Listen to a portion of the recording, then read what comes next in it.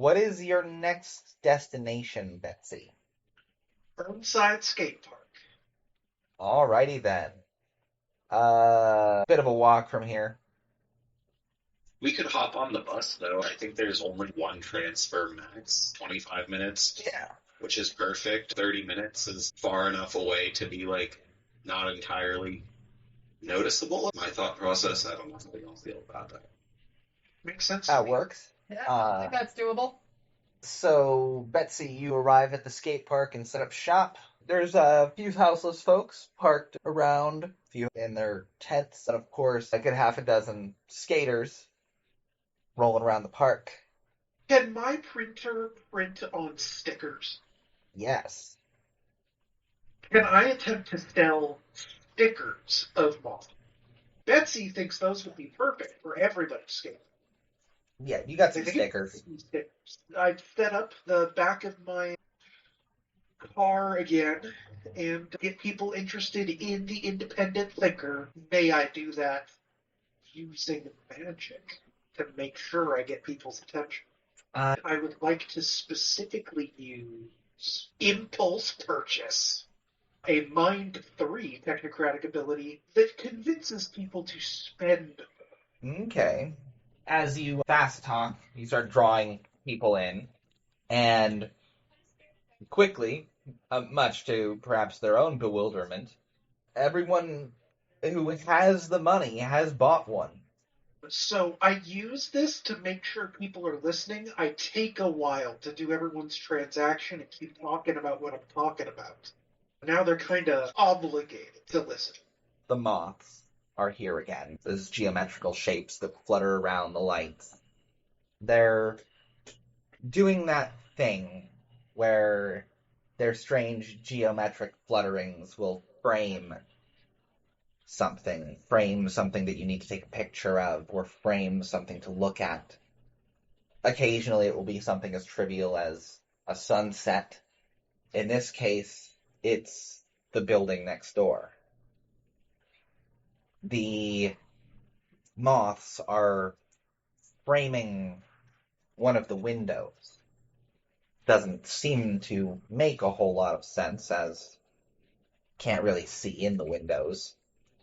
Not with that vulgar magic, which I'm not doing here. As you're selling your zines, you've got a line going at this point. If you got any more people, this might have started to look vulgar. Or at least it's stretching coincidence. It is. I didn't think I was going to be such a good salesman, but the sticker idea really put me over the top. Indeed. At this, John and Ollie, having finished their bus trip, walk up. There's a line of people buying Betsy's zine. As you walk past, you notice even that the houseless folks have a copy. See, I knew we'd find Betsy's crowd. Ollie will say, having believed in Betsy the entire time. John will pat Ollie on the shoulder and go, yeah, you're right, kid. You're right. Do you rush through the rest of the transactions, or you talking and selling and trying to do both? I'm trying to create a distraction, believe it or not. I'm the center of attention here, so my guys can do whatever they want. Fantastic. Did you communicate that to them? I did say we were going to investigate separately. Fair enough. The second time for you guys to show up separately, and then for them to just walk up and go, hi! Oh, hi, Betsy! Precisely. So then, Ollie and John, what do you two? On the ride over, can I have used my life sphere with my tonic to sober up and take a Adderall and make myself a little bit more charismatic? You can certainly undo the effects of the alcohol. Taking an aspirin, drinking some tonic, feeling better already. Ooh, this vitamin water stuff that I make, it's delicious. It has all the best stuff in it. I'll say to John. Did I watch you make this? Probably not, no. Okay. Make it in my secret special place. That's what I thought. It has all the best stuff in it. Does it have what plants crave? It does have what plants crave. Electrolytes. Plants crave. But what's in it? All the best stuff. But what are the ingredients? All the best stuff. Electrolytes, turbo lights, power lights, more lights than your body has room for. I ground up a light bulb and put it in tap water with salt and lemon. You gotta make sure it gets into the bloodstream faster. John is just nodding. Is that canonically how it's made now? That and old smoke detectors. You need the radioactive americium. If Veronica looks at her credit card purchase history, I have bought so many old smoke detectors under so many different email addresses. If this were just a few years later, I would be being looked into by the federal government. Ever hear of the nuclear Boy Scout? Kid decided to build a nuclear reactor in his backyard. It didn't end well. Yeah. Doesn't tend to. I still think Balloon Kid was real. He wasn't. They found him. That's what the government wants you to think. What, you believe in Mothman, but not Balloon Kid? That's like saying you believe in giraffes and not unicorns. Very long deer makes more sense than a horse with one horn. Like, shit. The talking one. Okay, yeah. To be fair. How are they going to fit a human voice box inside a horse? Science finds a way. Okay, other than inane conversation, what are Ollie and John doing? A name conversation happens to be one of my magic focuses, so there you go. Are you trying to produce any magical effects with that? No, I am storing it. Also got my stress cigarette with me. Seems like Betsy's doing some good crowd work, all whisper to John. Like, I wish there was a way that we could communicate with her. The kids here know more than they're letting on. I'm gonna try to reach out to the strange voices in my head. That's something I want to tell Ollie, but it's completely unrelated to anything helpful. Everything you say needs to be helpful. I've already used up mine. What I want them to do, it's not worth saying it out loud like that. There. Apparently your avatar is being unhelpful.